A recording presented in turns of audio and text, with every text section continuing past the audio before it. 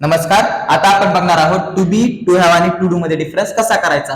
तर बघा, ज्या वाक्यामध्ये वर ऍबसेंट असतं ते वाक्य असतं टू बी किंवा टू हॅवचं, आणि ज्या वाक्यामध्ये वर प्रेझेंट असतं ते सेंटेन्स असतं टू डूचं. तर मग टू बी मध्ये वर ऍबसेंट असतं तर काय असतं बघा.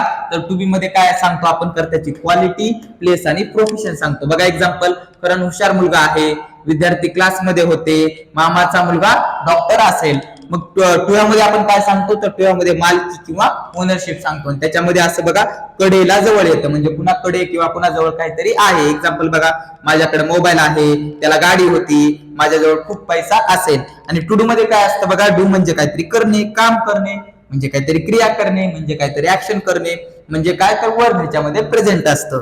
मग बघा एक्झाम्पल, आपण इंग्रजी शिकत आहोत, शिकणे काय एक वर्ब आहे, तो तिची वाट पाहत आहे, वाट पाहणे काय एक वर्ब आहे, म्हणजे टू डू मध्ये वर्ब प्रेझेंट असतं. आणि अशाच नवनवीन व्हिडिओसाठी चॅनलला लाईक, शेअर,